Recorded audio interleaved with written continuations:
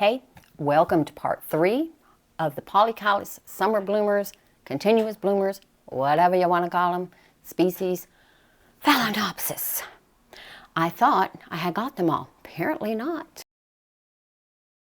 Okay, so I have a few more, and I think this is everybody. If not, then we'll just have to catch them on the next round. During Saturday's stroll, when I was looking at, or when I was showing you guys Speciosa, I was like, I didn't talk about Speciosa. And then I thought about it. I didn't talk about equestris. I didn't talk about Hookeriana. I didn't talk about a lot of them. I feel bad for leaving them out. So we're going to talk about these ladies today. And I'll also give you a more comprehensive, if you will, how I care for these guys in this particular video. Most of them are with grow lights. So almost all of them grow with some form of a grow light, whether it's a Barina grow light or just a regular, any name brand that you can think of grow light. I've got them from Amazon. I've got some, matter of fact, all the grow lights I got from Amazon, even the ones on the Barina I got off of Amazon. Okay. Anyway, 90% of them grow under grow lights. A couple of them do grow just in front of windows with kind of the grow lights as a supplement, but they're not under the grow light, if that makes sense. Now, Speciosa has always grown under a grow light and has recently been upgraded to a rounder pot. She was in a square pot, but I couldn't position her. I love the square pots, but they're not very conducive if you're trying to turn them in a certain direction. But this is her latest leaf that she is working on. She is a bit dry, so I do need to water her. She hangs on the wall in this, it's supposed to be a self-watering pot, but really I got it just because it was a wall hanger or wall planter, and that's why I got this. I don't think I've ever used any of those as self-watering. I have this one that is in a similar one. This is the Phalaenopsis Lameria Wilson. Just show you that. Now this one I got from Brookside back in September of 22. It has been in this setup since October of 22. And I recently gave it a little bit of water because I'm going to freshen up her moss. As you can see, she has new roots coming. The spike that she has on her, which, let me take this clip off here so I can really show you. So the spike is actually branching here. Now she's had this spike, like I said, since I've gotten her, so it's been on here for almost 2 years. I am going to cut the spike because I'm not happy with the size of her leaves. They just seem to be getting smaller and smaller, and I think she's just putting too much energy into the spike and the branches. So I'm going to cut the spike, and we're just going to let her grow some vegetation and then rebloom at another time, because she only gives me like 1 or 2 blooms at a time, which is normal for your sequential blooming polycalous. This is a species. It is found in India, Myanmar, in the South Asian region. I like her blooms. They're not my favorite. So she is currently in a moss and small Orchiata Bark mix, and she's going to just go into the same setup. I am going to, however, set her back just a wee bit. As you can see, she's kind of tight in there, but none of her roots are on the outside, so it is not going to be a difficult repot. Hold on. There are 2 under my feet I have to grab. 1 sec.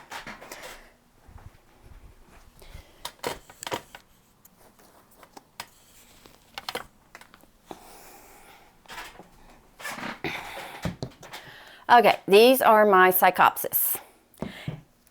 And they used to sit in the same pot. They are both in the same setup, which is moss, heavy perlite, small bark. Now these are epiphytic, and according to the scrolls, they like the more airy mixture, and you should not keep them wet.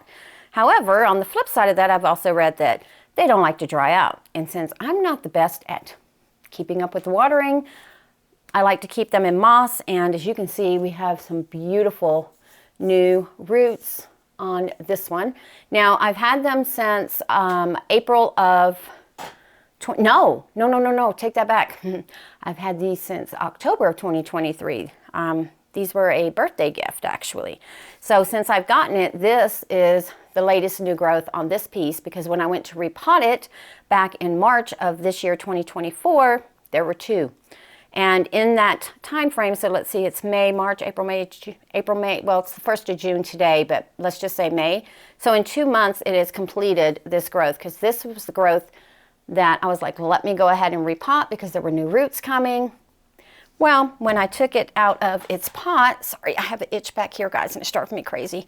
When I took it out of its pot, I had a second piece that I was kind of concerned about because there was no new growth, nothing happening with it. And then that new growth right there started about a month ago, maybe a month and a half ago. It's taking its time, but as you can see, it's in the same mixture. However, this one is somewhat dry.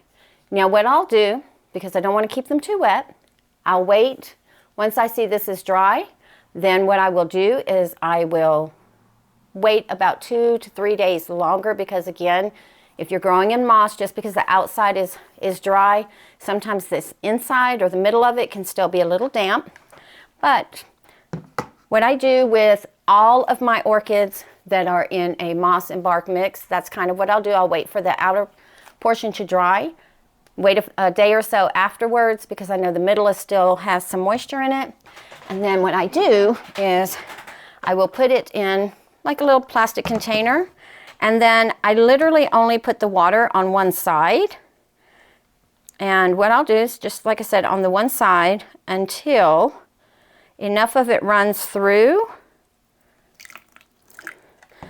where it's kind of sitting in the water. Not very high, but sitting in the water. So as you can see, this side is nice and damp, and this side is nice and dry. So I'll leave it sitting like that for the rest of the video, and then we will look and see how she fares afterwards. This one has already been watered. This one sits underneath the Barina grow lights. The other one actually sits on the shelf back here with no light directly on it other than the east-facing window, and she does get supplemental grow light from either side, but they're not close enough to say she's under a grow light. And then I think that's all of them that are not under a grow light. The rest of them are going to be under grow lights. And we have this lovely here. This is my Gigantia. This is the Phalaenopsis Gigantia. This is the Gigantia Yin number 2 crossed with Gigantia Yin's Best. Just show you the tag. Ooh, show you the tag as its bark is falling out. But I got this one off of Big Leaf Orchids.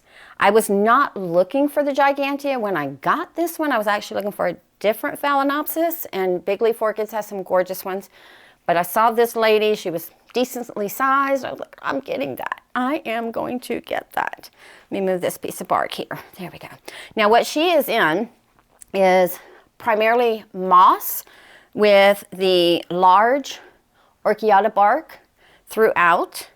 The way I water her is very similar to how I just showed you there, is I will run the water through until the water is about to here, and then I'll leave her sitting until the burlap is at least damp up to this top section. I'm not worried about the excess that's folded over, but I do want this top portion here to be damp, and what that tells me is there is enough moisture in the pot now.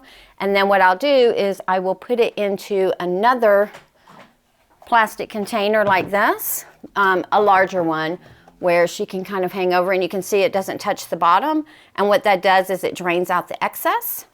Once she's done dripping with the excess, she goes back on the wall. Again, she is getting supplemental lighting from a Barina light. It is not directly on her, but it is kind of, she's kind of like this. So the light's here and she's kind of right here.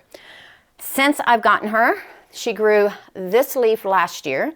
We recently repotted her this year of 2023, I believe. Let me see if I can get the tag, and I can tell you when we did.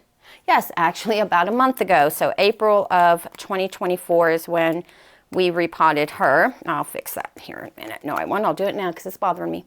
Since then, she is continuing on this leaf growth, and I know it's very slow. She's a quick but slow grower.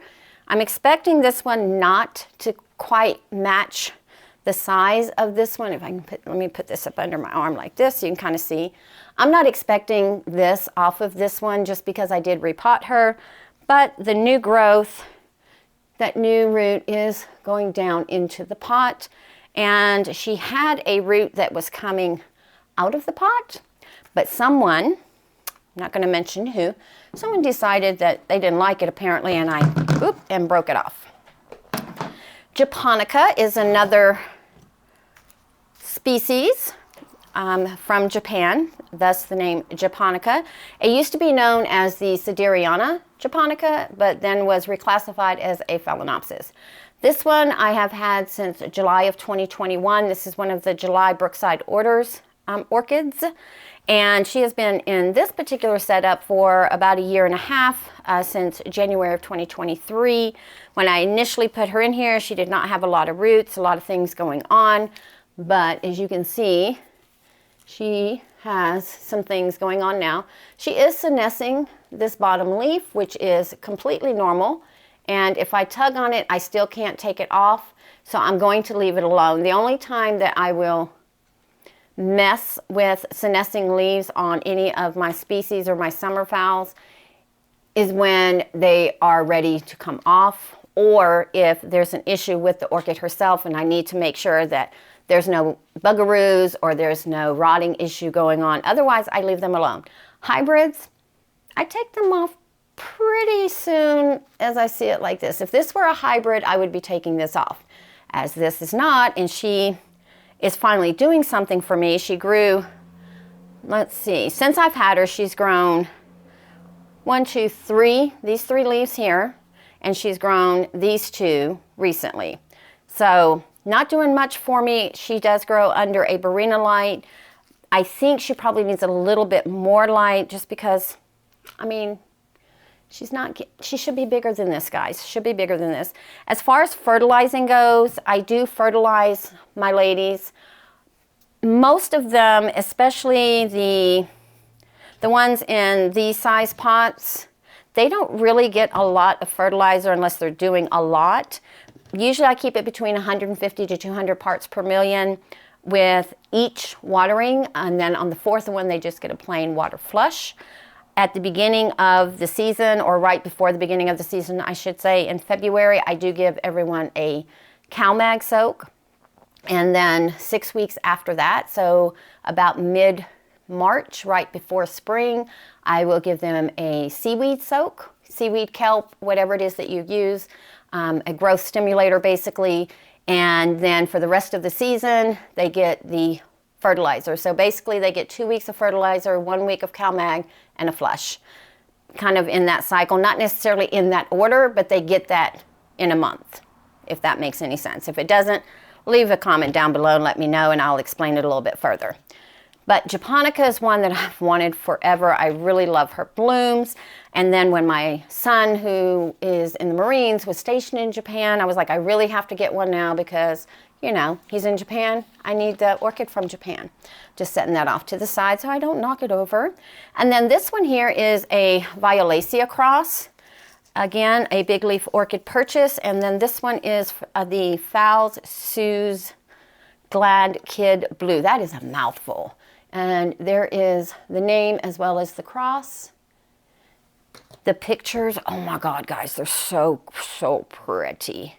And hold on, hold up, wait a tick, wait a tick. I think, ladies, gents, maybe, I do believe we actually have a stuck spike, I think. I'm gonna give you a little close up. Do you see right? Let me see if I can.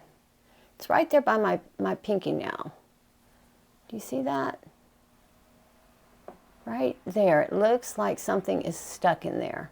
It's probably a root. Look at all the roots coming out.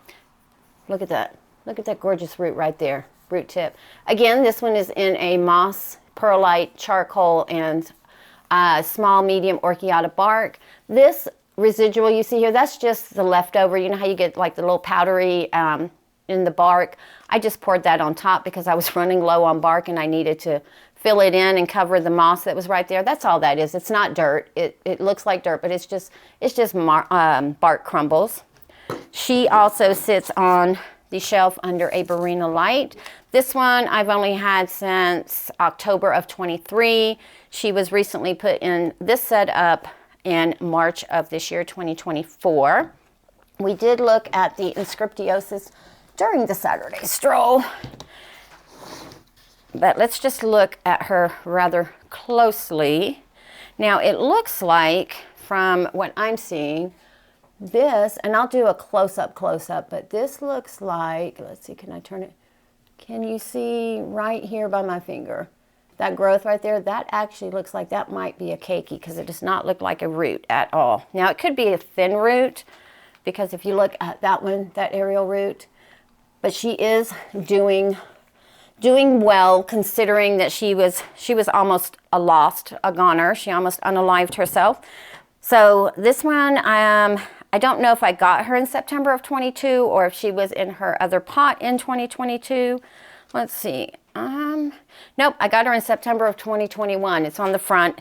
She was repotted in September of 22 and then has been in this setup since May of 2023, which by setup, I mean the LECA. She's been in this particular, refresh since probably, I'm going to say maybe March of this year. But in Saturday strolling, I said I like to go ahead and open the leaves if they're ready. And I'm going to show you what I'm talking about. So if you just take and just gently open it.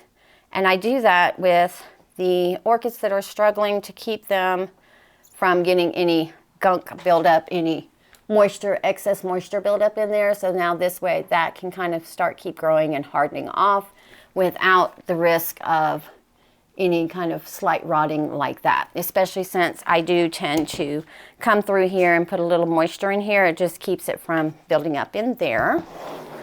And then this is Hookeriana. This is a Gigantium deliciosum Hookeriana. Gigantium is now reclassified as a Phalaenopsis. This is my 2.0. The first one, I killed it. I think I overwatered it or got water in the crown, one or the other. This one has some very leggy growth here. Again, I can tell this needs to be watered because she is super, super light. It is in a moss mixture. I'm going to probably freshen this up because it's been in this setup since October of 22. So I'm going to freshen up the moss on that one as well. But you can see the new roots are coming, so now's a good time to do that. And the small bark that's on top, that's just to keep the moss from turning green. But it is an all moss and perlite, and I believe I put charcoal in here. It's been 2 years, guys. Who knows what I have in there. And then we have our equestris. I love the name of that, equestris. I'm always trying to call the, what is it? I can't think of the name of it, but I'm always trying to call it an equestris. Anywho, I thought I had lost this girl. I really did, because she had like one root, and it was an aerial root. Tried to get this aerial root in, but at the time, because of the way it was growing, I couldn't get it in, even with it being dampened. But we have this new leaf coming in there. She's finished this leaf, working on this one, and I don't see roots on the outside, but again, this is another one that I will wait until I see the outer moss completely dry and wait a day or two before I put any more, because I know she only has 1 or 2 roots in there. Well, went in with 1 or 2 roots. I'm sure she has more than that because she has grown this leaf, but just not a lot. And so I am being very diligent on making sure that I don't overwater her, because I believe that's why she had root rot the last time. I think I thought I needed to keep her super damp, and that was not the case. If you grow in plastic, remember that the plastic does hold on to the moisture a little bit longer than others, especially if you're growing in like these without the additional aerial holes, or air holes. You just have the holes at the bottom. So be careful with that. This one here does get aeration through here, even though if you look here, it looks like it's completely cut off, but it does get airflow through the sides here. This one here I got in October of 2022 from Carter and Holmes, and she has been repotted a couple of times since then, but her last potting for this was back in July of 2023. That tells you how slow she's been. Now, she does not grow directly under lights. Matter of fact, just recently when I got the little 4 lights that are hanging on the side of the shelf, she was just living with whatever light she could get, really, to be honest. I don't think I did right by her with the lighting.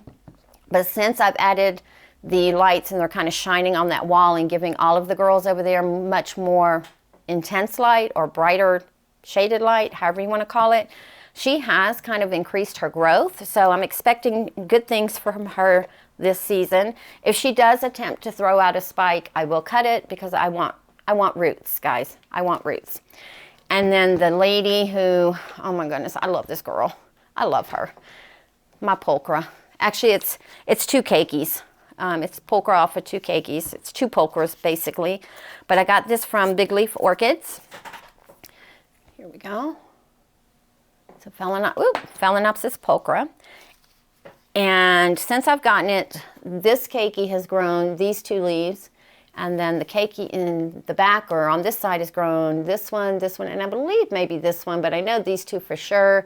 And look, we have a new growth on that one, but look at the roots in here. I recently had to upgrade her pot, and she is in a pretty even mixture of moss, small, medium, Orchiata Bark, charcoal, and some perlite.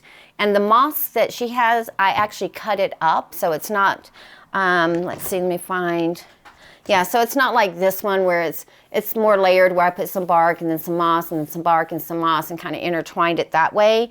This, I actually cut the moss up and mixed it in, and I find that she's doing really well with that.